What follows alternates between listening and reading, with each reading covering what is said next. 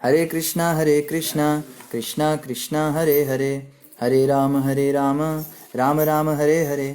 हरे कृष्णा। आप सभी भक्तों का हार्दिक स्वागत है आज की श्रीमद् भागवतम की इस कक्षा में। स्वागतम सुस्वागतम। और हम चर्चा कर रहे हैं श्रीमद् भागवत तृतीय स्कंद अध्याय 33 के ऊपर। तो जल्दी से हम रिकैप करते हैं। हम क्या पढ़ा था हमने पहले। हम पढ़ रहे थे कपिल के कार्यकलाप। तो भगवान कपिल देवहूति माता को बहुत सुंदर सुंदर ज्ञान देने के बाद में उनको कंक्लूड कर रहे थे कि उन्होंने क्या क्या शिक्षा दी है। तो वो शिक्षाएं जो हैं वो देवहूति माता ने जानी, और उसके बाद में कपिल भगवान ने उनको बताया कि आपको जो जो मैंने ज्ञान दिया है, इस ज्ञान से आपका उद्धार होगा। और फिर थोड़ा सा उन्होंने रिकैप किया कि कौन कौन से पॉइंट्स इंपॉर्टेंट हैं, इंपॉर्टेंट पॉइंट्स उनको बताए थे। तो इसी के बाद में देवहूति माता जो उन्होंने स्तुति करी भगवान कपिल की। उन्होंने कहा, प्रभु आपका बड़ा धन्यवाद, आपने बहुत सुंदर मुझको ज्ञान दिया, और इस ज्ञान से अब मेरा सारा मोह नष्ट हो गया, सारा मेरा डर समाप्त हो गया है। उसके बाद में फिर कपिल भगवान ने कहा कि यही जो है आपको मुझे ज्ञान देना था, और फिर कपिल भगवान चले गए वहाँ से, अपने वैराग्य के रास्ते पर चले गए। कुर्सी ले आओ अंदर। तो इसी श्रृंखला में आज हम पढ़ेंगे श्रीमद् भागवत तृतीय स्कंद अध्याय 33 से हम प्रारंभ करेंगे। श्री भगवान ने कहा, हे माता, मैंने आपको जिस आत्म साक्षात्कार के मार्ग का उपदेश दिया है वह अत्यंत सुगम है। आप बिना कठिनाई के इसका पालन कर सकती हैं, और ऐसा करके आप इसी शरीर या जन्म में शीघ्र ही मुक्त हो सकती हैं। हे माता, जो लोग वास्तव में आध्यात्मवादी हैं वे निश्चित ही मेरे उपदेशों का पालन करते हैं जो मैंने आपको बताए हैं। आप आश्वस्त रहें, यदि आप इस आत्म साक्षात्कार के मार्ग पर सम्यक रीति से चलेंगी तो आप समस्त भयावह भौतिक कलमश से मुक्त होकर अंत में मेरे पास पहुंचेंगी। हे माता, जो लोग भक्ति की इस विधि से अवगत नहीं हैं वे जन्म मरण के चक्र से बाहर नहीं निकल सकते। तो पिछले 1 महीने में जो बताया कपिल भगवान ने, अगर किसी को ये बात नहीं पता फिर वो जन्म मृत्यु के चक्कर से नहीं छूट सकता। आगे कह रहे, मैत्रेय उवाच, श्री मैत्रेय ने कहा। अपनी ममतामयी माता को उपदेश देकर भगवान कपिल ने उनसे आज्ञा मांगी, और अपना लक्ष्य पूरा हो जाने के कारण उन्होंने अपना घर छोड़ दिया। अपने पुत्र के उपदेशानुसार देवहूति उसी आश्रम में भक्ति योग का अभ्यास करने लगी। उन्होंने कर्दम मुनि के घर में समाधि लगाई, जो फूलों से इस प्रकार सुसज्जित था मानो सरस्वती नदी का फूलों का मुकुट हो। तो सरस्वती नदी जो है वो एक मूर्तिमान रूप में फूलों का मुकुट पहनती हैं। तो इस तरह से उन्होंने उस जगह को सजा रखा था। वे 3 बार स्नान करने लगी, और इस तरह उनके घुंघराले काले काले बाल क्रमशः बूढ़े पड़ गए। तपस्या के कारण उनका शरीर धीरे धीरे दुबला हो गया, और वे पुराने वस्त्र धारण किए रही। तो फिर उसके बाद में क्या हुआ, देवहूति माता ने तपस्या की, समाधि लगाई, और समाधि लगाने के बाद में क्या हुआ, उन्होंने क्रमशः अपनी जो इंद्रियां थी उनको वापस उनका दमन किया, और बुढ़ापे के आते आते जो है उनके काले काले घुंघराले बाल जो है वो सफेद होने लगे। तपस्या के कारण उनका शरीर एकदम पतला हो गया, और वो दिन में 3 बार स्नान करने लगी। तो यहाँ बताया जा रहा है, जिनको भक्ति में आगे बढ़ना है उन्हें दिन में कम से कम 3 बार स्नान करना चाहिए, चाहे सर्दी हो चाहे गर्मी हो। स्नान करने से क्या होता है, स्नान करने से हम सतोगुण में आ जाते हैं। 3 गुण होते हैं, सतोगुण, रजोगुण, तमोगुण। तो जो तमोगुण में व्यक्ति होता है वो हमेशा आलसी पड़ा रहेगा, बिल्कुल गेंडे की तरह, उस अजगर की तरह पड़ा है, फुफकार रहा है। उसको बिस्तर पे खाना ला दो, बिस्तर पे उसको पानी ला दो, बिस्तर पे उसके हाथ भी धुलवा दो, उसका बस नहीं चलता, नहीं तो वो शौच क्रिया भी बिस्तर पे कर दे, उसको भी कोई उठा के ले जाए वहां से। तो इस प्रकार से बड़ा आलसी होता है, बड़ा निकम्मा हो जाता है, कार्य करने में भी बड़ा आलसी रहता है। उसको एक काम बताओ 10 दिन के बाद भी वो काम पूरा नहीं होता उससे। इवन स्कूल के अंदर भी हम देखते हैं ऐसे बच्चे होते हैं जो उनको काम बताओ, कोई होमवर्क दो, वो हमेशा इनकम्प्लीट ही करके आते हैं। इनको कहते हैं तमोगुणी लोग। तो तमोगुणी लोग जो हैं वो धीरे धीरे रजोगुण में आते हैं जब वो कुछ नियमों का पालन करते हैं। दूसरे प्रकार के भी होते हैं, रजोगुणी होते हैं। रजोगुणी लोग कौन होते हैं, बहुत ज्यादा एक्टिव, हाइपर एक्टिव, इधर भागेंगे उधर भागेंगे, बेचैन, एक जगह बैठ नहीं सकते। उनका मन हमेशा विचलित, कभी ये करना है कभी वो करना है, यहाँ जाना है वहां जाना है, चांद तोड़ने हैं, ताड़े तोड़ने हैं, और उसको खूब जॉब करनी है, खूब पैसा कमाना है। बहुत ज्यादा एक्टिव होते हैं, लेकिन गलत रास्ते पे एक्टिव होते हैं। बहुत ज्यादा शराब पीनी है, बहुत ज्यादा मांस खाना है, बहुत ज्यादा एक गर्लफ्रेंड बॉयफ्रेंड बनाने हैं, इन सब में उसका दिमाग रहता है। ये रजोगुणी व्यक्ति भी जो है ये भी भक्ति नहीं कर पाता। भक्ति करने के लिए हमें सतोगुण में आना पड़ता है।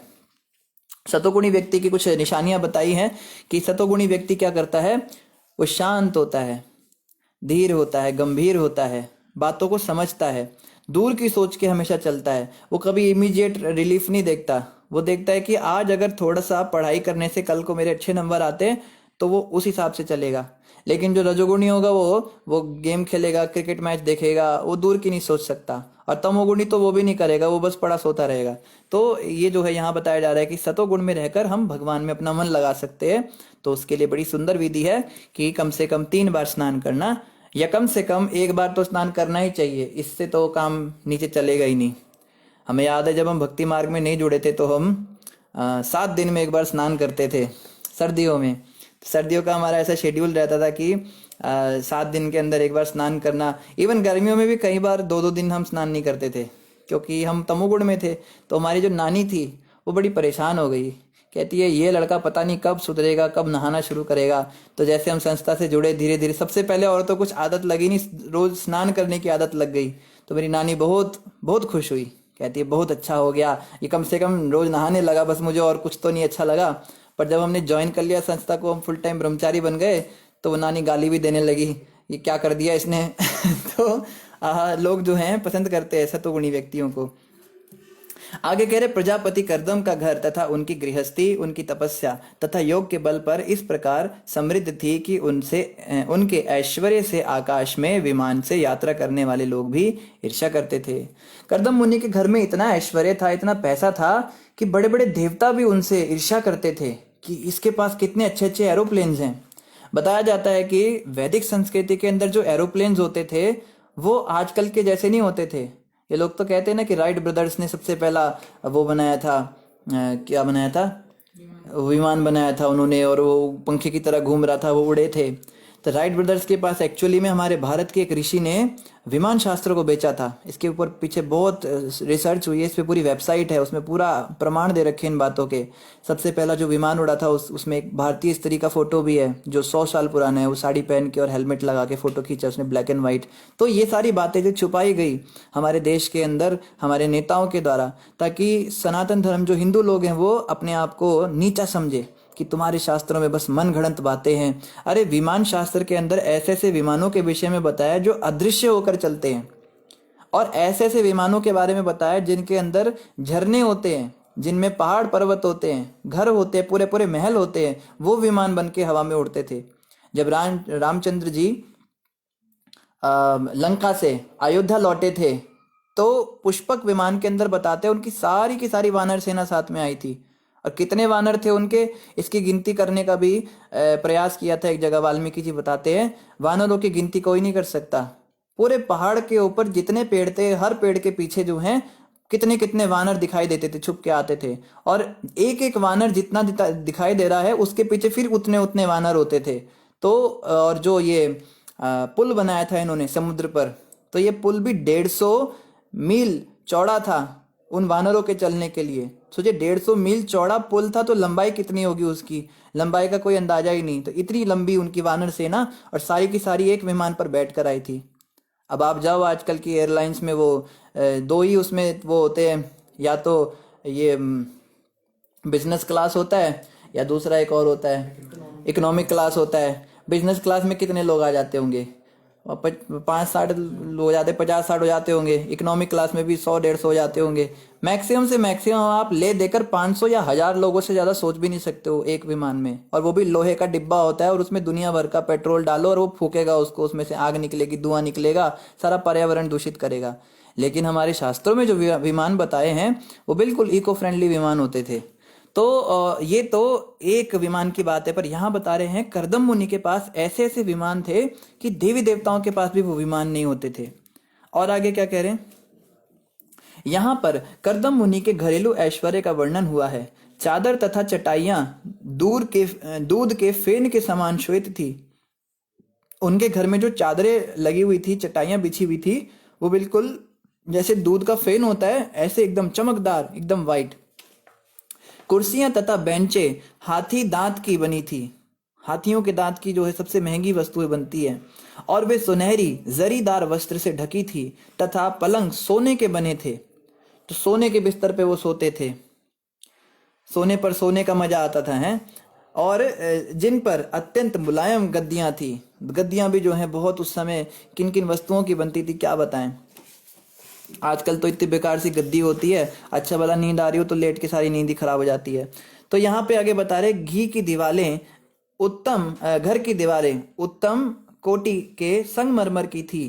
तो दीवारें जो थी वो मार्बल से बनी हुई थी। संगमरमर यानी ये जो ग्रेनाइट वाइट वाला होता है, इससे इससे बनी हुई दीवारें थी और बहुमूल्य मणियों से अलंकृत थी। दीवारों के अंदर मणियां लगी हुई थी।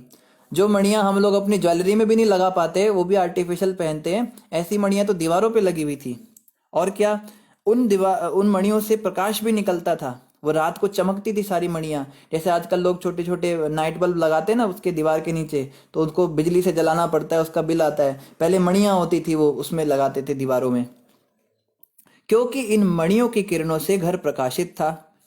कई लोग पूछते हैं कि पहले के जमाने में बल्ब तो होते नहीं थे, ट्यूबलाइट्स होती नहीं थी, तो पता नहीं कैसे आग जलाते होंगे वो लोग।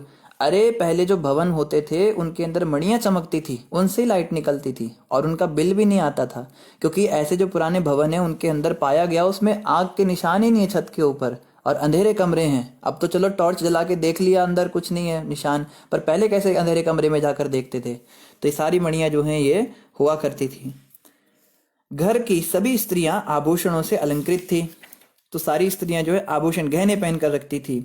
मुख्य घर का आंगन सुंदर बगीचों से घिरा था, जिनमें मधुर सुगंधित फूल तथा अनेक वृक्ष थे, जिनमें ताजे फल उत्पन्न होते थे और वे ऊंचे तथा सुंदर थे। तो बगीचे में दुनिया भर के पेड़ लगे हुए हैं और फूलों से और फलों से लदे हुए हैं। आजकल क्या होता है कि पेड़ तो बहुत होते हैं मगर ना उनमें फूल होते हैं, और फलों की तो बात ही मत कीजिए। फल के नाम पे वो टेढ़े मेढ़े उग जाते हैं, घर में कोई उगाता भी है तो। ऐसे जो उस समय के जो फल होते थे वो बड़े सुंदर सुगंधमय होते थे। ऐसे बगीचों का आकर्षण यह था कि गाते पक्षी वृक्षों पर बैठते और उनके कलरव से तथा मधुमक्खियों की गुंजार से सारा वातावरण यथासंभव मोहक बना हुआ था। जब देवहूति उस सुंदर बगीचे में कमल फूलों से भरे हुए ताल में स्नान करने के लिए प्रवेश करती, तो स्वर्गवासियों के संगी गंधर्वगण करदम के महिमामय गृहस्थ जीवन का गुणगान करते।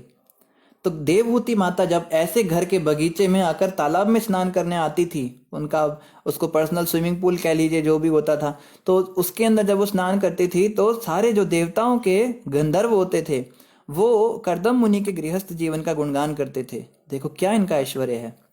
देवहूति के महान पति करदम उन्हें सभी कालों में सुरक्षा प्रदान करते रहे। तो करदम मुनि ने हमेशा देवहूति माता को सुरक्षा प्रदान करके रखी थी। यद्यपि उनकी स्थिति सभी प्रकार से अद्वितीय थी, किंतु साध्वी देवहूति ने इतनी संपत्ति होते हुए भी, जिसकी ईर्ष्या स्वर्ग की सुंदरियां भी करती थी, अपने सारे सुख त्याग दिए। तो कोई प्रश्न कर सकता है, प्रभु जी भागवत ग्रंथ के अंदर ये क्या आ गया? घर का डिस्क्रिप्शन दे रहे, ये था वो था, ये तो वो लगा रहे हमारे अंदर, लालच उत्पन्न कर रहे हैं कि हमारे पास भी ये सब होना चाहिए। तो देखो ये सब इसलिए बताया गया था, इस एक श्लोक से समझ में आया ये सब क्यों बताया। कहते हैं कि इतना कुछ होने के बाद भी देवहूति माता ने सब कुछ त्याग दिया। स्वर्ग के देवता तरसते थे उस घर, ऐसे घर को, ऐसे भवन को, उनको नहीं मिलता था, और ये सारा कुछ होते हुए भी देवहूति माता ने उसको तृण के समान त्याग दिया। ये बड़ी बात है। यहाँ तो हमारे पास एक सड़ा सा घर होता है, उसमें भी वो खंडर जैसा होता है, उसमें दुनिया भर की दीवारों पे दरारें होती हैं और पानी के निशान होते हैं, उसको भी हम जो है छोड़ने को तैयार नहीं होते। हम कहते हैं होम स्वीट होम, ये हमारा घर है। लेकिन देवहूति माता ने इतना सुंदर घर त्याग कर और क्या किया, उन्हें यह शौक था कि उनका इतना महान पुत्र उनसे विलग हो रहा है। देवहूति का माता का जो पुत्र था वो तो साक्षात भगवान ही आए थे, कपिल भगवान, उनके जाने का उनको दुख भी था। देवहूति के पति ने पहले ही गृह त्याग करके सन्यास आश्रम ग्रहण कर लिया था और तब उनके एकमात्र पुत्र कपिल ने घर छोड़ दिया। तो पहले तो पतिदेव चले गए सन्यास लेकर, फिर बेटा भी एकमात्र था, इकलौता बेटा, वो भी चला गया। 9 कन्याएं हुई थी, उनके विवाह हो गए। देवहूति माता इतने बड़े घर में बस उन दासियों के साथ थी। यद्यपि उन्हें जीवन तथा मृत्यु के सारे सत्य ज्ञात थे और यद्यपि उनका हृदय सभी प्रकार के मल से रहित था, किंतु वे अपने पुत्र के जाने से इस तरह दुखी थी जिस प्रकार की बछड़े के मरने पर गाय दुखी होती है। तो जब किसी गाय का बछड़ा मर जाता है तो बहुत दुखी होती है। एक बार हम देहरादून में थे, वहाँ पर एक मंदिर था, तो वहाँ एक गौ माता लेकर आए थे हम। तो मंदिर के जस्ट थोड़ा सा दूर ऊपर ही एक रेलवे ट्रैक भी था। तो उस गाय ने बछड़ा दिया और वो बछड़ा जो है खेलते खेलते रेलवे ट्रैक पर चला गया और वो रेल के नीचे ही आ गया। तो गाय जो है बहुत व्याकुल हो गई, उसका बच्चा कहाँ है कहाँ है। तो अगर उसका बच्चा मरा हुआ देख लेती वो अपनी आंखों से, तो उसके प्राण ही निकल जाते। गाय के अंदर इतना प्रेम होता है अपने बच्चे के लिए। लेकिन बच्चा अगर नहीं भी दिखा उसको तो भी वो घबरा जाती है कि बच्चा कहाँ गया, वो दूध देना बंद कर देती है और भी उसको कुछ प्रॉब्लम्स हो जाती है। तो बच्चे का जो शरीर है उसके अंदर से सब कुछ निकाल कर उसमें ये घास फूस भर के फिर उसके सामने उसको खड़ा किया गया बच्चे को, तब वो शांत हुई। ऐसे 2-3 दिन करके फिर उसको हटा दिया। तो इस प्रकार से जो है गाय का बहुत बुरा हाल हो जाता है अगर उसका बछड़ा इवन मर जाता है या उससे दूर भी हो जाता है। तो ऐसा ही हाल देवहूति माता का हो गया जब उनके पुत्र कपिल भगवान घर छोड़कर गए। हे विदुर, इस प्रकार अपने पुत्र भगवान कपिल देव का ध्यान करती हुई वे शीघ्र ही उत्तम ढंग से सजे अपने घर के प्रति अनासक्त हो गई। तो जब उन्हें समझ में आया कि मेरा बेटा चला गया, मेरा पति चला गया, तो उस इतने सुंदर घर के अंदर भी उनका मन नहीं लगा। तत्पश्चात निरंतर हसमुख अपने पुत्र भगवान कपिल देव से अत्यंत उत्सुकता पूर्वक एवं विस्तार पूर्वक सुनकर देवहूति परमेश्वर के विष्णु स्वरूप का निरंतर ध्यान करने लगी। देवहूति माता ने ये नहीं सोचा कि मेरे पति ने तो संन्यास ले लिया, मेरा बेटा जो था वो मर ही गया, तो मैं ऐसा करती हूँ दूसरी शादी कर लेती हूँ, दूसरा खसम लाती हूँ, उसके बाद फिर वापस अपनी गृहस्थी चलाती हूँ। ना उन्होंने ये सोचा मैं किसी विधवा आश्रम में चली जाती हूँ, अपनी सहेलियां बनाती हूँ। जरूरत ही नहीं थी वहां जाने की, घर ही इतना बड़ा था। उन्होंने ये भी नहीं सोचा चलो घर के अंदर कुछ एंटरटेनमेंट के लिए टीवी ले आती हूँ, टीवी देख देख के उम्र कट जाएगी। देवहूति माता ने अपना मन भगवान में लगाया, परमात्मा में लगाया। तो ऐसे लोग अगर किसी के बहुत प्रिय जन की मृत्यु हो जाए या वो उनसे अलग हो जाएं, विशेष रूप से माँ बाप जिनके बच्चे उनसे अलग हो जाते हैं, उनको भक्ति में लगना चाहिए। ये आजकल के बुढ़ा बुढ़ी गोल्फ खेलने लगते हैं, योगा क्लब ज्वाइन करके हा हा हा हा हा सुबह सुबह हंसी कर ठाके लगाते हैं, या कोई टीवी में वो बन जाते हैं, क्या कहते हैं उसको, रोल ले लेते हैं, एक्टर बन जाते हैं। ये सब चीजें नहीं करनी होती। बुढ़ापे का मतलब है अब परलोक की तैयारी कीजिए, अब मृत्यु के आप इतना निकट हो, भक्ति करो। तो देखो उन्होंने क्या किया माता ने, उन्होंने भक्ति में गंभीरता पूर्वक संलग्न रहकर ऐसा किया। चूंकि उनका वैराग्य प्रबल था, अतः उन्होंने मात्र शरीर की आवश्यकताओं को ग्रहण किया। तो उन्होंने केवल शारीरिक आवश्यकताओं को ग्रहण किया। जितना खाने के बिना मरेंगे नहीं उतना खाती थी, जितना कपड़े से ठंड नहीं लगेगी बस उतना कपड़ा पहनती थी। इस प्रकार से जितना सोने से नींद अच्छी मतलब आ जाती है, ज्यादा कोई मानसिक रोग ना हो, बस इतना सोती थी। सारी आवश्यकताएं उन्होंने अपनी न्यून कर ली। वे ब्रह्म साक्षात्कार के कारण ज्ञान में व्यवस्थित हुई, उनका हृदय शुद्ध हो गया, वे भगवान के ध्यान में पूर्णता निमग्न हो गई और प्रकृति के गुणों से उत्पन्न सारी दुर्भावनाएं समाप्त हो गई। फिर क्या हुआ, उनका मन भगवान में पूर्णतः निमग्न हो गया और उन्हें स्वतः निराकार ब्रह्म का बोध हो गया। ब्रह्म सिद्ध आत्मा के रूप में वे भौतिक जीवन बोध की उपाधियों से मुक्त हो गई। इस प्रकार उनके सारे क्लेश मिट गए और उन्हें दिव्य आनंद प्राप्त हुआ। तो देवहूति माता ने ये जो कपिल भगवान ने उनको बातें बताई थी, उसका जब पालन किया तो उनको ब्रह्म का ज्ञान हो गया, निराकार व्योम का उनको साक्षात्कार हो गया, पर ब्रह्म का, और उन्हें सारे उनके दुख मिट गए। तो यहां से समझने की बात है कि बाहरी रूप से जितने भी हम दुख मिटाने का प्रयास करते हैं उससे हमारे दुख नहीं मिटेंगे। हम सोचते हैं कि हमको दुख इस बात का है कि हमारे पास पैसे की कुछ कमी है, हमें दुख लगता है कि मैं थोड़ा सुंदर कम हूँ, थोड़ा जिम ज्वाइन कर लेता तो सुख मिल जाएगा। हम सोचते हैं थोड़ा लंबा हो जाता तो सुख मिल जाता, कोई सोचता है मैं थोड़ा गोरा हो जाता तो सुख मिल जाता, कोई सोचता है मेरे पास बढ़िया घर नहीं है, एक बड़ा घर बन जाए तो अगल बगल वालों को दिखाऊं कि हो जाऊं, और कुछ नहीं तो एक कुत्ता ही पाल लेते हैं। कुत्ते की भी बड़ी वैरायटी हो गई, जैसे पोमेलियन होता है, जर्मन शेफर्ड होता है, और टाइगर होता है, टाबरमैन होता है, और वो होता है लेब्राडोर होता है, वॉच डॉग अलग होता है। एक तो कुत्ता हमने देखा वो शेर जैसा कुत्ता था, इतना बड़ा कुत्ता रखा हुआ है उन्होंने।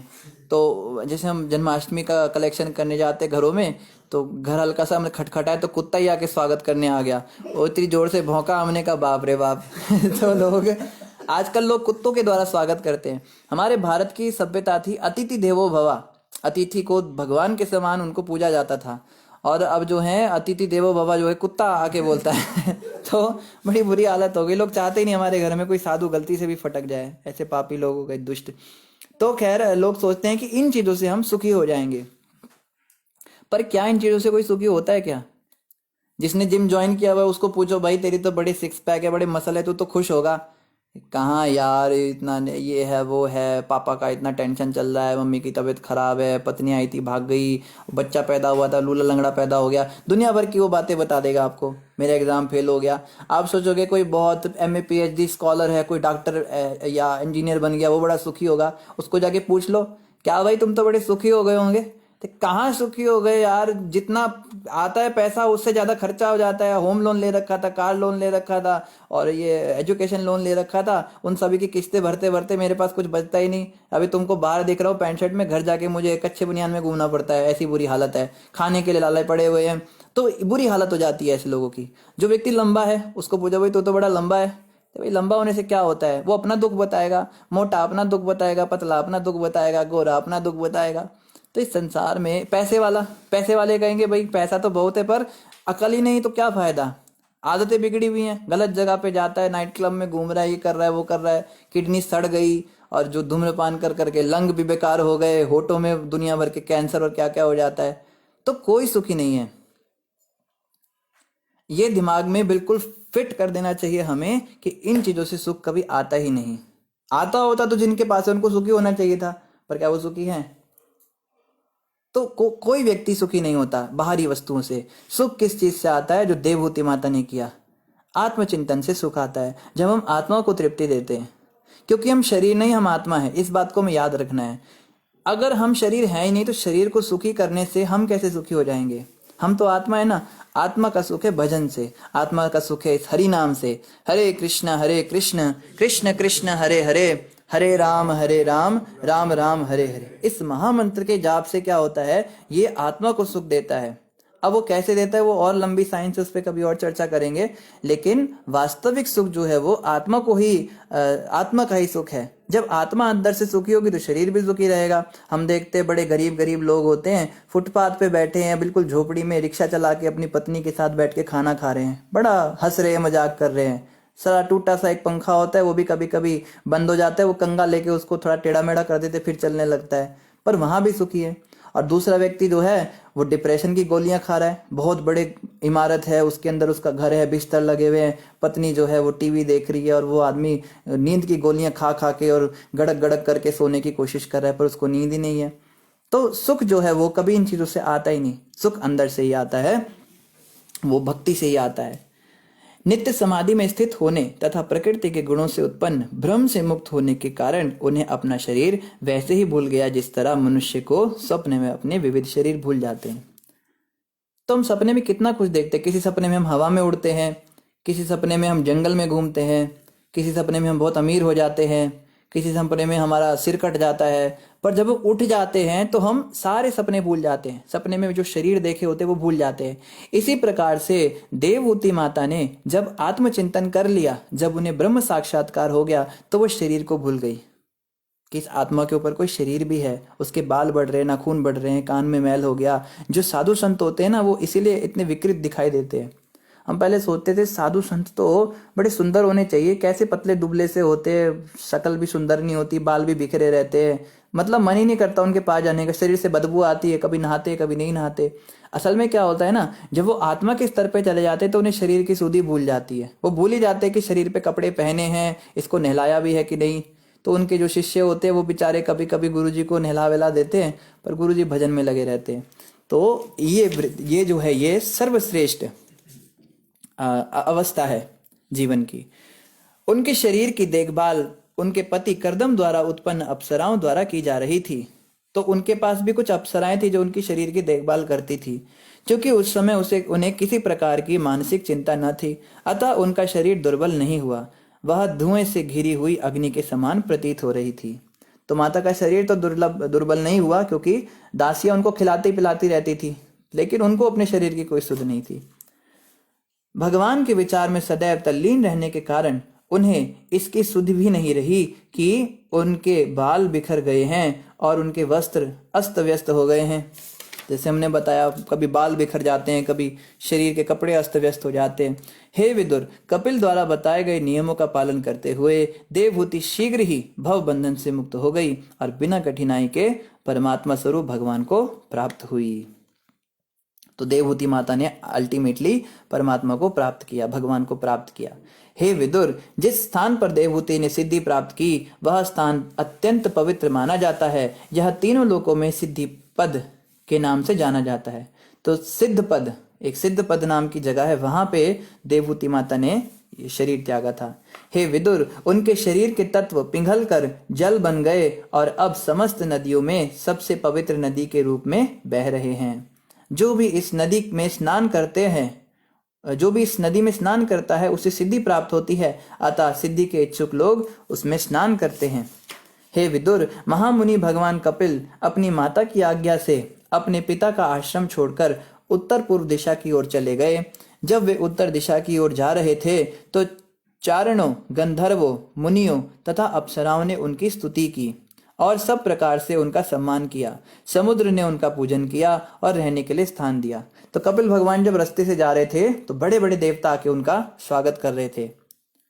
तो ये जो लोग कहते हैं हम भगवान हैं, हम भगवान के अवतार हैं, ये बाबा आ जाते हैं, कोई बाबा एडम आ जाता है, कभी बाबा फैडम आ जाता है, गोल्डन बाबा, कोई पायलट बाबा, दुनिया भर के बाबा आ जाते हैं। ये कहते हैं हमारे बाबा भगवान हैं।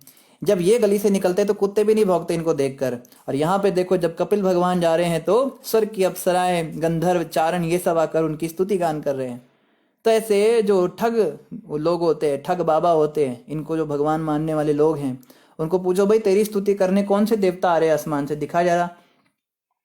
कोई भी नहीं आता। तो बेकार की बातें। सचमुच के भगवान के जो अवतार है वो भागवत में बताया है। भागवत के अंदर जिनका नाम है केवल वही भगवान के प्रामाणिक अवतार हैं। उनके अलावा जितने भी ये बाबा फावा आते हैं ये लोग बिल्कुल अप्रामाणिक है। इसमें बिल्कुल भी कोई संदेह नहीं होना चाहिए। कोई ये ना कहे कि प्रभु जी साईं बाबा को तो सभी मानते हैं, सभी पूजते हैं, इतने बड़े बड़े मंदिर है। अरे मंदिर तो रजनीकांत के भी हैं, मंदिर तो अमिताभ बच्चन के भी है। मैंने तो सुना है सचिन तेंदुलकर का भी मंदिर बन गया। तो वो भगवान बन गए क्या? लोग तो कुछ भी करते, लोगों के करने से क्या होता है? भागवत के अंदर प्रमाण आना चाहिए ना। सनातन धर्म के किसी भी शास्त्र के अंदर साईं बाबा का नाम नहीं आता, पता नहीं कहाँ से भगवान बना दिया उनको। तो मानो ठीक है बाबा है, गुरु जी है आपका, ठीक है, पर भगवान क्यों बोलते हो? और हद तो तब हो गई जब सनातन धर्म के मंदिरों के अंदर उनकी मूर्तियां स्थापित हो गई। तुम अपना अलग से सेपरेट मंदिर बना के करो जो तुम्हें करना है।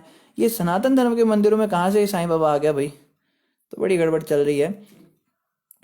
आगे कह रहे आज भी कपिल मुनि तीनों लोकों के बद्ध जीवों के उद्धार हेतु वहां समाधिस्थ हैं और सांख्य दर्शन के समस्त आचार्य उनकी पूजा करते हैं। तो कपिल मुनि के विषय में बताया कि वो अभी भी हैं। हे पुत्र, तुम्हारे पूछे जाने पर मैंने तुम्हें बताया। हे पाप रहित कपिल देव तथा उनकी माता के वृतांत तथा उनके कार्यकलाप समस्त वार्ताओं में शुद्धतम है। तो दुनिया में बहुत सारे टॉपिक्स है बात करने के लिए। स्पोर्ट्स है, क्रिकेट है, पॉलिटिक्स है, और एग्रीकल्चर है, एजुकेशन है, इकोनॉमी कैसे बढ़ा है, जीडीपी गिर रहा है, या जीएसटी लग गया, नोटबंदी हो गई, या सीरियल में क्या हुआ, टीवी सीरियल में वो उसकी सास ने पिछली कड़ी में वो अपनी बहू को बाहर निकाल दिया था, फिर उसके बेटे ने दूसरी शादी कर ली क्या, वो नई फिल्में आ गई, कोई गाना है, इस पे दुनिया भर की चर्चा। इतने सारे टॉपिक होते हैं बात करने के लिए लोगों के पास, बाप रे। और कुछ नहीं तो खाने पीने का टॉपिक है। अरे वहाँ सामने एक नया कुलचे वाला आया है यार, क्या कुलचा बनाता है वो, बस मजा आ जाता है। या कपड़े की बात करेंगे, वो उधर शॉपिंग कॉम्प्लेक्स के अंदर ये इतना % सेल लग गया, अरे रीबॉक का जूता जो है वो 50 रुपए में मिल रहा है वहाँ पे। अरे 50 रुपए में कैसे मिल रहा है, वो भागेगा वहाँ पे। इन सब टॉपिक्स पे लोग बात करते हैं। या कोई हो सकता है कोई इंटेलेक्चुअल हो, वो बातें करेगा, कोई हैरी पॉटर किताब पढ़ लेगा, कोई शर्लॉक होम्स पढ़ लेगा, कोई थोड़ा सा अंग्रेजी में थोड़ा बतिया लेगा, तो हम सोचेंगे बाप रे कितना होशियार है ये, और बोल रहा है बिल्कुल बकवास, कचरा निकाल रहा है अपने मुंह से, गंद निकाल रहा है, पर अंग्रेजी में बोल रहा है, तो हमें लगता है बड़ा होशियार है। अरे सबसे ज्यादा होशियार वही है, सबसे बढ़िया टॉपिक बात का वही है जो देवहूति माता को कपिल भगवान ने बताया। आत्मा का आनंद। ये जितने भी संसार के टॉपिक्स हैं ये सब शरीर से रिलेटेड है ना, और हमने पीछे डिस्कस किया कि शरीर से आनंद आ ही नहीं सकता। तो एक्चुअली में this is good for nothing.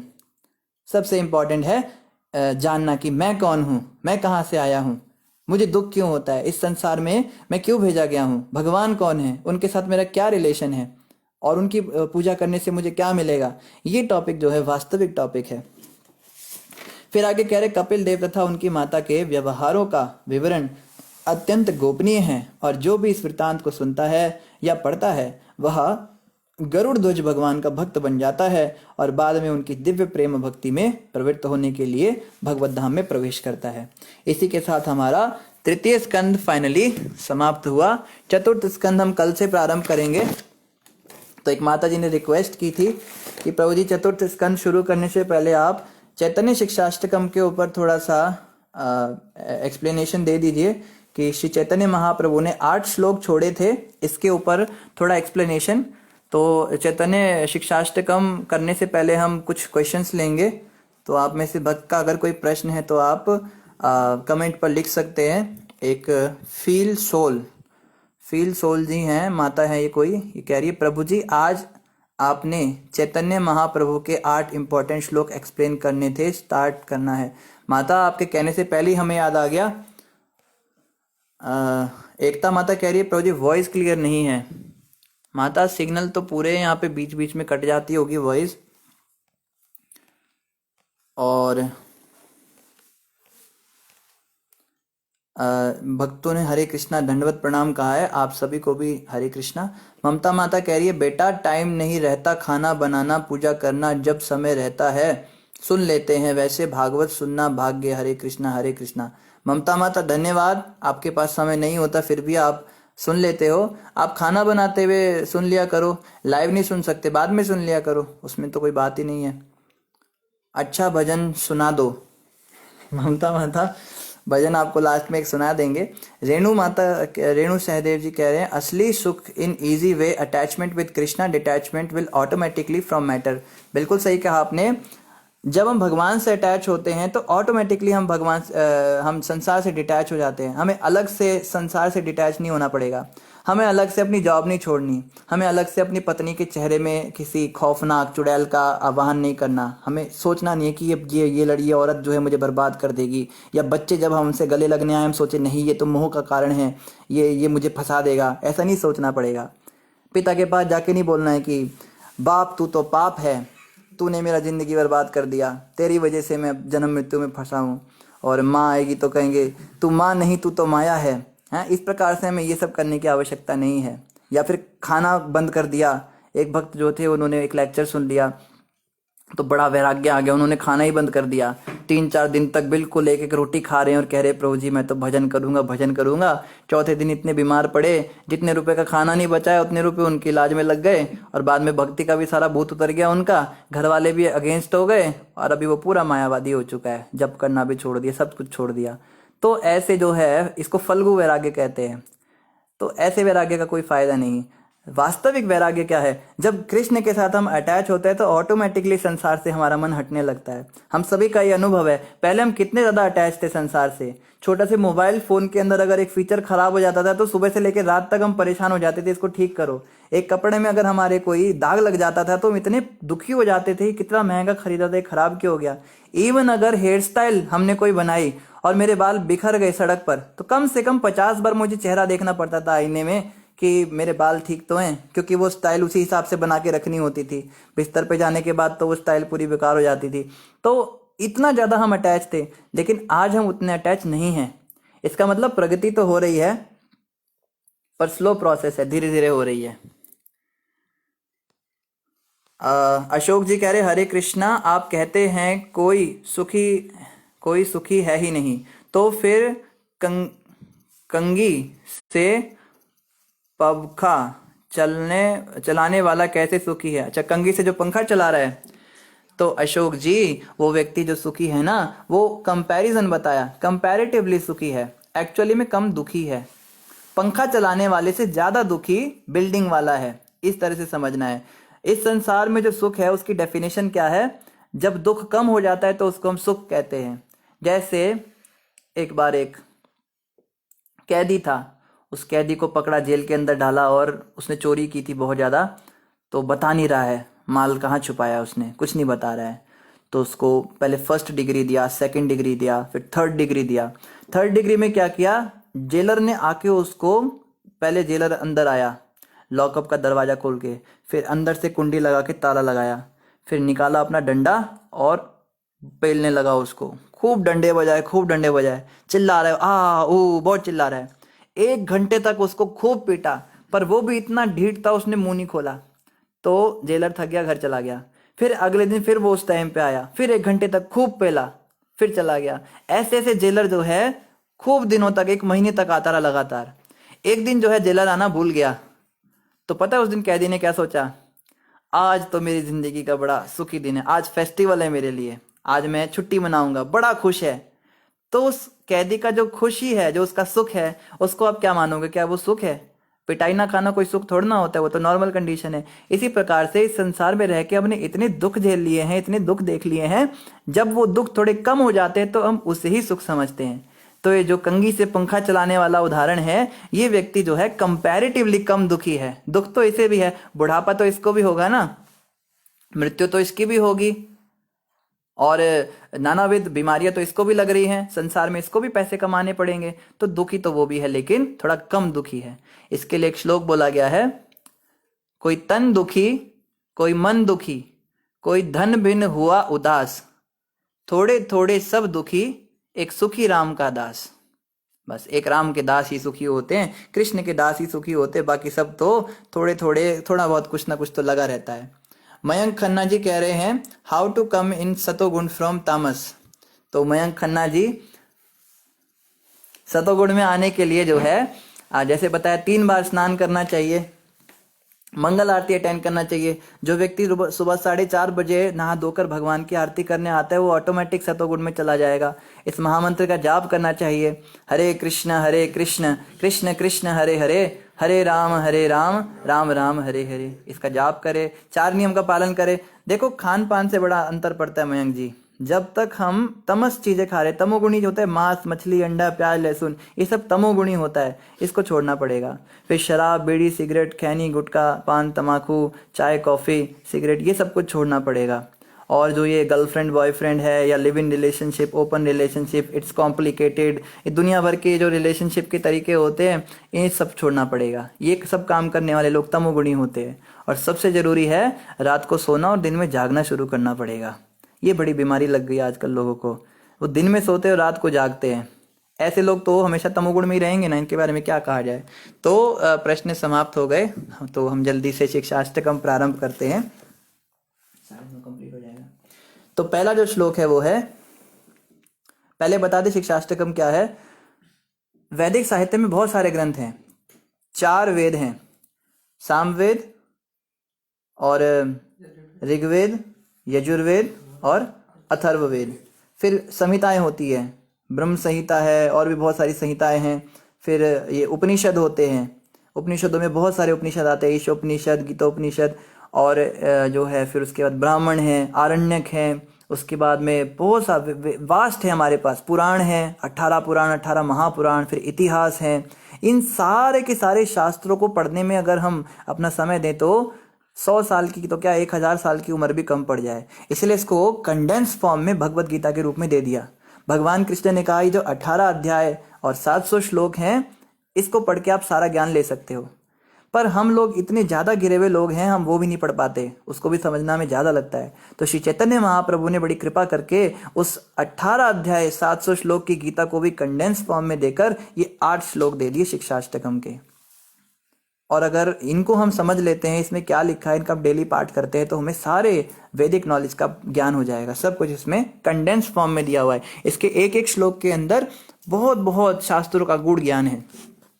तो पहला श्लोक हम पढ़ेंगे, चेतो दर्पण मार्जनम भव महादावाग्नि निर्वापणम श्रेयः कैरव चंद्रिका वितरणम विद्यावधू जीवनम आनंदाम्बुधिवर्धनम प्रतिपदम पूर्णामृता स्वादनम सर्वात्मस्नपनम परम विजयते श्री कृष्ण संकीर्तनम। तो जिन भक्तों को ये याद नहीं है वो मंगल आरती अगर रोज आएंगे तो उन्हें याद हो जाएगा। इसका अनुवाद है श्री कृष्ण संकीर्तन की परम विजय हो, जो वर्षों से संचित मल से चित्त का मार्जन करने वाला तथा बारंबार जन्म मृत्यु रूप महादावानल को शांत करने वाला है। ये जो हरे कृष्ण महामंत्र का संकीर्तन है ये हमारे चित्त पे लगी धूल को साफ करता है। हमारे मन के ऊपर धूल लगी रहती है काम क्रोध लोभ आदि की, इसको साफ करता है और बारंबार जन्म मृत्यु रूप को दावानल को शांत करता है, हमारा जन्म मृत्यु समाप्त कर देता है। यह संकीर्तन यज्ञ मानवता का परम कल्याणकारी है, क्योंकि यह मंगल रूपी चंद्रिका का वितरण करता है। समस्त अपराकृत विद्या रूपी वधु का यही जीवन है। यह आनंद के समुद्र की वृद्धि करने वाला है और यह श्री कृष्ण नाम हमारे द्वारा नित्य वांछित पूर्णामृत का हमें आस्वादन कराता है। इस महामंत्र का जाप करने से, हरिनाम का संकीर्तन करने से हमें सारे विद्याओं का, विद्या रूपी वधु का ये जीवन है। सारी विद्याओं को जानने के बाद जो करना चाहिए वो हरिनाम है। बहुत सारे शास्त्र पढ़ने के बाद जो व्यक्ति करता है उससे आप बिना शास्त्र पढ़े कर लो, टाइम सेव होगा। तो ये हरिनाम करने से जो है हम बुद्धिमान व्यक्ति बनते हैं, हमें बहुत सारे शास्त्र नहीं पढ़ने पड़ेंगे। और ये हरिनाम संकीर्तन जो है ये हमें पूर्णामृत का आस्वादन कराता है। हम लोग हमेशा हैंकर करते हैं खुशी के लिए, सुख के लिए, वो ये हरिनाम संकीर्तन हमको देता है। दूसरा श्लोक है, नाम नामकारी बहुधा निज सर्वशक्ति तत्रार्पिता नियमितः स्मरणेन कालः एतादृशी तव कृपा भगवन् ममापि दुर्दैवमीदृशमिह जनिनानुरागः। तो यहाँ पे कहा जा रहा है, हे भगवान, आपका अकेला नाम ही जीवों का सब प्रकार से मंगल करने वाला है। एकमात्र अगर कोई व्यक्ति भगवान का नाम जप लेना तो उसको और कुछ करने की आवश्यकता नहीं। वैदिक कर्मकांड, इवन मूर्ति पूजा, भगवान के व्रत आदि करने की भी जरूरत नहीं। जो हरिनाम रेगुलर कर रहा है उस पर ऐसी कृपा हो जाएगी। कृष्ण गोविंद जैसे आपके लाखों नाम हैं, आपने इन अपराकृत नामों में अपनी समस्त अपराकृत शक्तियां अर्पित कर दी हैं। इन नामों का स्मरण और कीर्तन करने में देश काल आदि का कोई नियम भी नहीं है। ये बहुत बड़ी बात है, क्योंकि मंत्र का जब जाप होता है तो उसका एक समय होता है, उसका एक पोस्चर होता है, एक आसन पे बैठकर उसको करना होता है, एक दिशा होती है, उस दिशा में बैठ के करना होता है, एक समय होता है, उसी वेला में करना होता है और उसको उसके नियम होते हैं। सुच्चे मुंह से करना है, झूठे मुंह से नहीं करना, नहा के करना है, बहुत नियम होते हैं। लेकिन भगवान ने कितनी कृपा करी, तत्रार्पिता नियमित स्मरणेन काला, सारे नियम ही हटा दिए और क्या कहा, खाते हुए जपो, सोते हुए जपो, उठते हुए बैठते हुए जैसे तैसे हरिनाम जपो। तो कोई कहे भाई जब हम बिना नियम के हरिनाम जपेंगे तो शायद हमें कुछ कम फल मिलेगा। कहते नहीं, सारी शक्ति अर्पित कर दी भगवान के पास, जितनी शक्तियां थी सब अपने नाम में डाल दी। इसको कहते हैं आम के आम और गुठलियों के भी दाम। पहले तो नियम ही समाप्त कर दिया और शक्ति भी सारी डाल दी। देखो कितनी कृपा। प्रभु आपने तो अपनी कृपा के कारण हमें भगवान नाम के द्वारा अत्यंत ही सरलता से भगवत प्राप्ति कर लेने में समर्थ बना दिया है, किंतु मैं इतना दुर्भाग्यशाली हूं कि आपके नाम में मेरा तनिक भी अनुराग नहीं हुआ। महाप्रभु हमारी ओर से कह रहे हैं कि भगवान की ओर से कोई कमी नहीं है, लेकिन इतना सब कुछ करने के बाद भी भगवान के नाम जप में या कथा में हमें नींद आती है। क्या देखो हमारी स्थिति है। आगे कहते हैं, तृणादपि सुनीचेन तरोरपि सहिष्णुना अमानीन मानदेन कीर्तनीय सदा हरि। अब कोई व्यक्ति सोचेगा भाई हमारा तो महाप्रभु आपने तो बता दिया भगवान के नाम में बहुत शक्ति है, लेकिन हमारा अनुराग क्यों नहीं बन पा रहा। तो महाप्रभु बता रहे देखो कैसे अनुराग बनेगा। स्वयं को मार्ग में पड़े हुए तृण से भी अधिक नीच मानकर, वृक्ष से भी अधिक सहनशील होकर, मिथ्या मान की भावना से सर्वथा शून्य रहकर दूसरों को सदा ही मान देने वाला होना चाहिए। ऐसी मनस्थिति में ही व्यक्ति हरिनाम का सतत कीर्तन कर सकता है। तो अगर कोई चाहता है कि वो रेगुलरली हरे कृष्ण महामंत्र का कीर्तन कर सके और सारे बेनिफिट्स को अवेल कर सके, तो उसको 4 चीजें करनी पड़ेंगी। पहला तो तृणादपि सुनीचेन, अपने आप को नीच मानना पड़ेगा। सामने वाले जो वैष्णव हैं वो सब हमसे श्रेष्ठ हैं। कम से कम भक्तों के समाज में हमें अपने आप को फुल नंबर 1 समझना चाहिए। यहाँ पे एक भक्त कोई हमें छोटी सी बात बताने आता है, प्रभु जी प्रणाम ऐसे नहीं होता वैसे होता है, और हम उस पर राशन पानी लेके चढ़ जाते हैं। तू सिखाएगा मुझे, तुम सिखाओगे। बचपन से तुमको पता है मैं कहाँ रहता हूँ, पता है काशी का ब्राह्मण हूँ मैं, चतुर्वेदी ब्राह्मण हूँ, 4 बार खाता हूँ, मेरे पास इतना ज्ञान है, मैंने सारे वेद पढ़े हैं, मुझे पता है क्या करना है, जाओ तुम यहाँ से भागो। या किसी व्यक्ति को बता दो माता जी सिर पे ना कपड़ा ढकना होता है भगवान के आगे। अच्छा तुम बताओगे मेरे अंदर कोई कमी नहीं, तेरी नजरों में कमी है, तू जो है तू खुद ही गलत चीज सोचता है। ऐसे ऐसे लोग राशन पानी लेके चढ़ जाते हैं। मगर यहाँ पे बताया जा रहा है कि ऐसा नहीं होना चाहिए, हमें तृण से भी अधिक सहनशील होना है, नीच मानना है खुद को। भक्त लोग हमें गलत बात पे भी सही कर दे, मतलब हमारी गलती ना होते हुए भी अगर हमें गलती बोल दे तो भी मान लेना चाहिए। फिर तरोरपि सहिष्णुना, पेड़ के समान सहनशील होना है। तृण का उदाहरण क्यों दिया? तिनके जो होते हैं ना, घास के जमीन पे उगे होते हैं, उस पर आप पैर रख दो तो झुक जाते हैं, फिर पैर हटा दो फिर खड़े हो जाते हैं, फिर पैर रख दो फिर झुक जाते हैं, उन्हें कोई फर्क नहीं पड़ता। कोई घास का तिनका ही नहीं कहता तेरी हिम्मत कैसे हुई मेरे पे पैर रखने की, तू जानता है मैं कौन हूं? तो वो इस तरह की बातें थोड़ा ना करता है, तो हमें भी नहीं करनी चाहिए। और तरोरपि सहिष्णुना, पेड़ से भी अधिक सहनशील।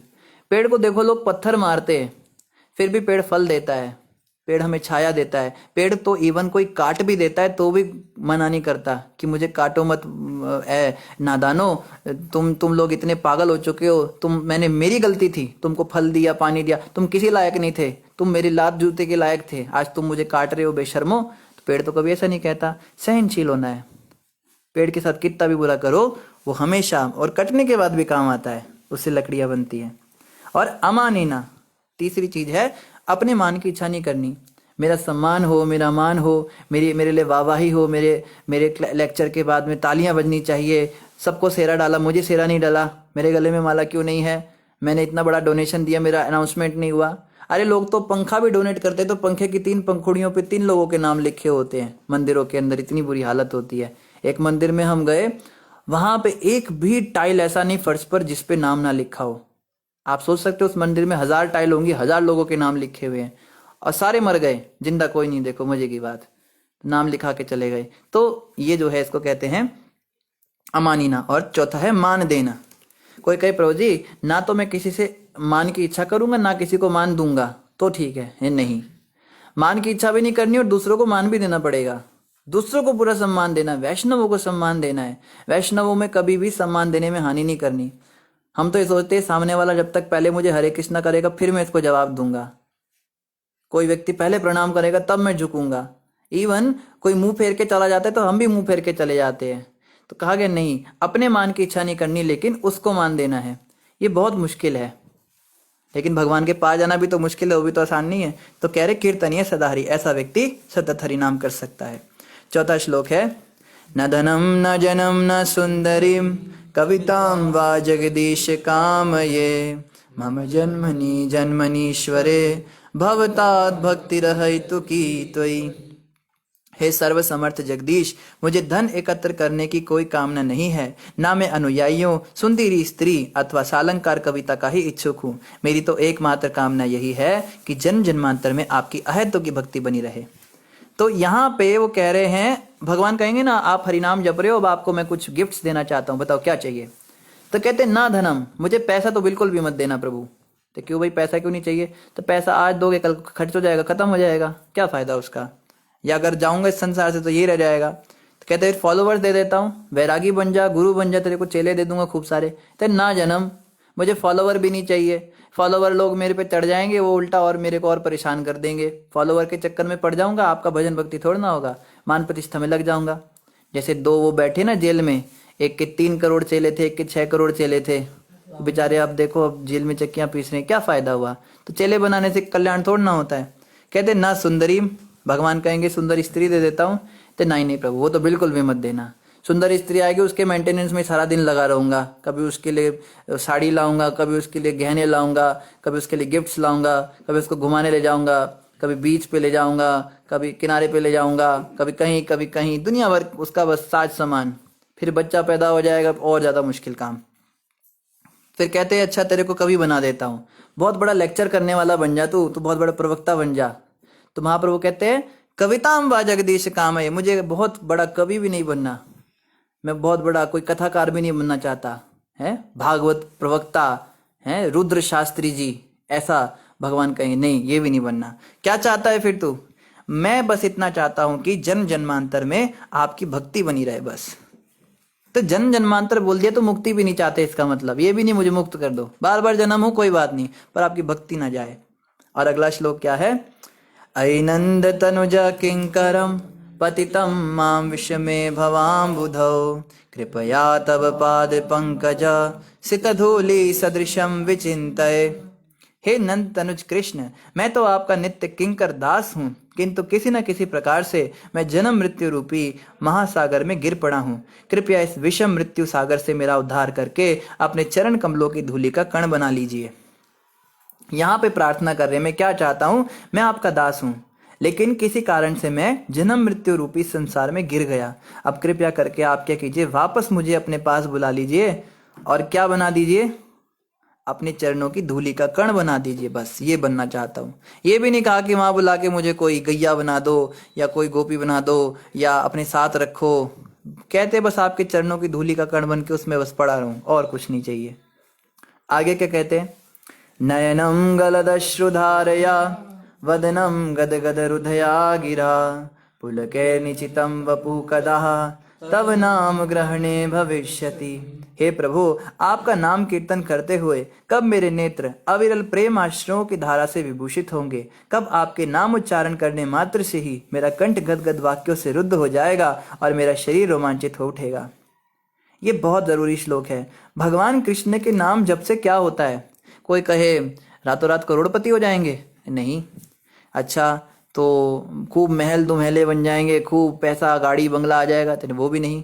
अच्छा लगता है बहुत सुंदर हो जाएंगे, शरीर एकदम हीरो जैसा हो जाएगा, कोई बहुत सिक्स पैक उग जाएंगे हमारे, तो वो भी नहीं होगा।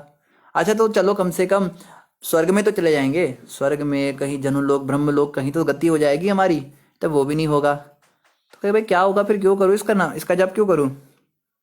कहते नाम कीर्तन करते हुए जब नेत्रों से अविरल प्रेमाश्रु की धारा निकलेगी, जब आंसू बहेंगे और नाम उच्चारण करने मात्र से ही कंठ जो है गदगद हो जाएगा, तो और शरीर जो है रोमांचित हो जाएगा, वही इस नाम का पूर्ण फल है। यानी इनको अष्ट सात्विक विकार कहते हैं। जब भगवान की भक्ति में हमें ऐसे विकार उत्पन्न होते हैं, आंखों से आंसू आते हैं, गला रुक जाता है, शरीर के रोंगटे खड़े हो जाते हैं, एकदम से व्यक्ति स्तब्ध रह जाता है, तो उसमें जो आनंद है वो हम सोच भी नहीं सकते कितना आनंद होता है। वही परमानंद है, उसको विकार कहते हैं। वो भक्ति करने वालों को आते हैं। कई बार लोग जानबूझ के भी दिखाने लगते हैं ये सब, पर वो पकड़े जाते हैं। एक बार क्या हुआ, एक बंक था, वो जो था वो बहुत बंगाल के अंदर ये बंक होते हैं, ये लोग हरिनाम गाते रहते हैं। तो महामंत्र गा रहा था, हरि हरि हरि बोल, हरि हरि हरि बोल, मुकुंदो माधवो गोविंदो बोल, गाते हुए जा रहा है। फिर भगवान की लीलाएं सुना रहा है बीच बीच में गाते हुए।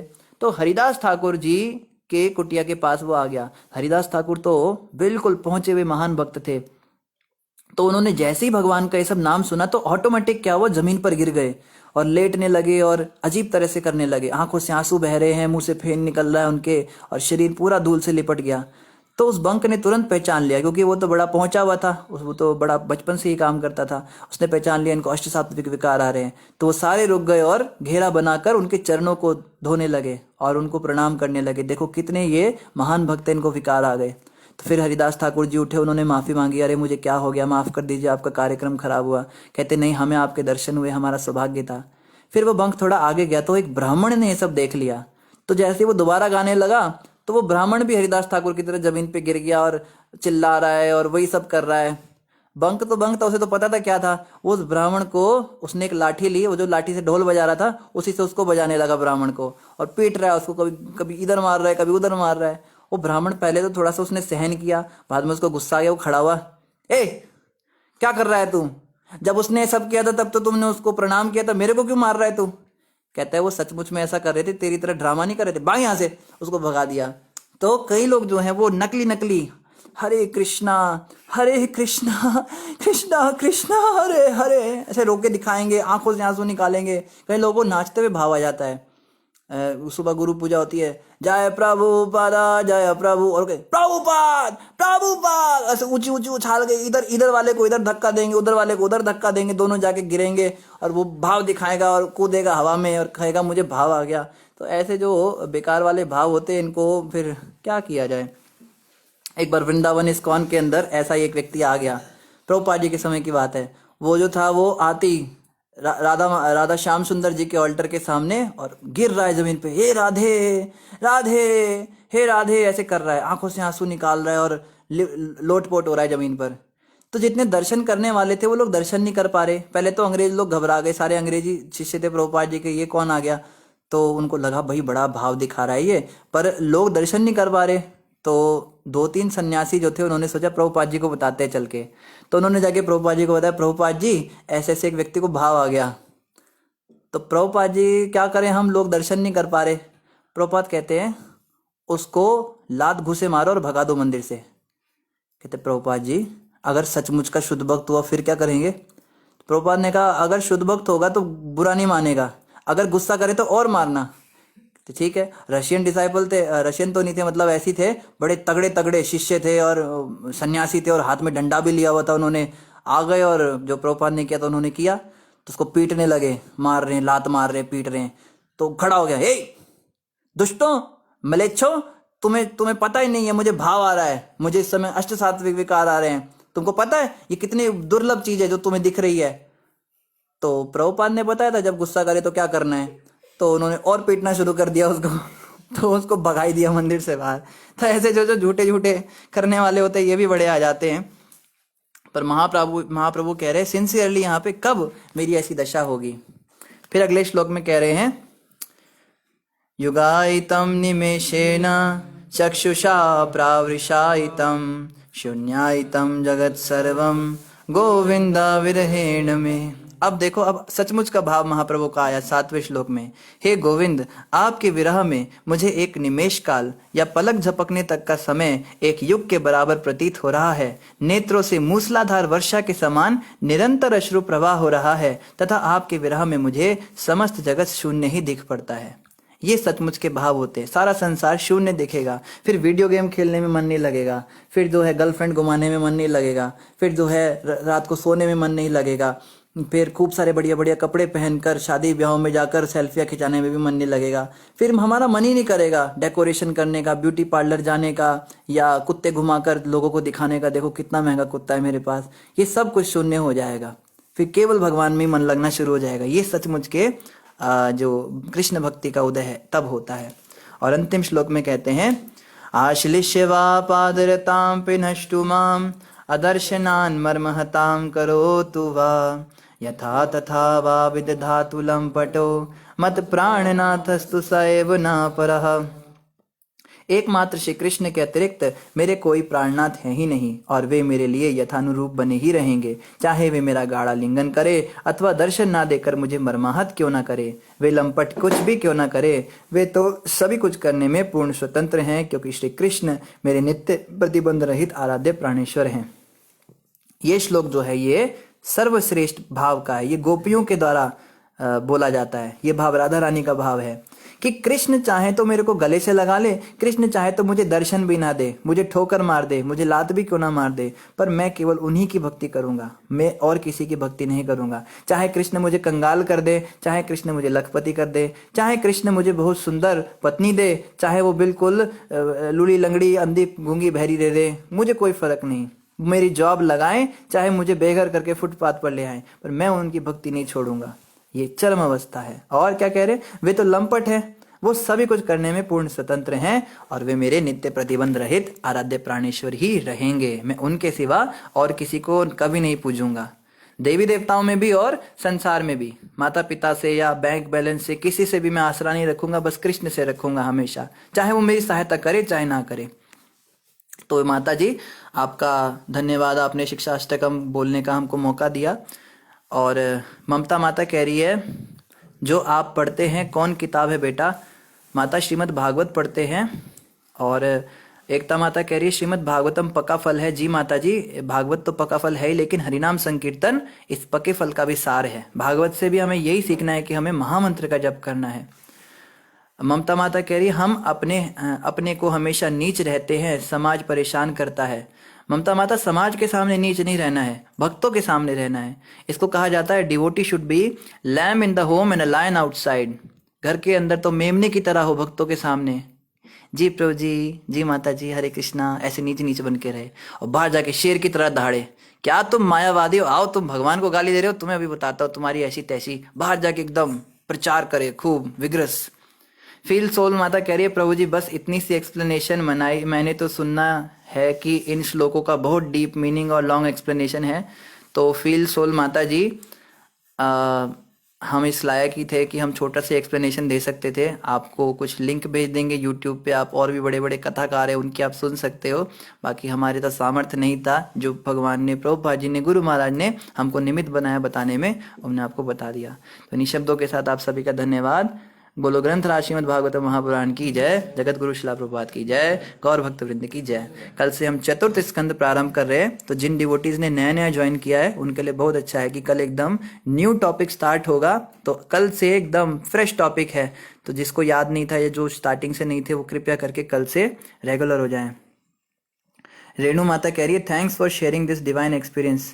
थैंक यू सो मच माता ji for appreciating us and we keep serving you like this. तो आप इसी तरह से हमारा उत्साहवर्धन करते रहें। हरे कृष्णा।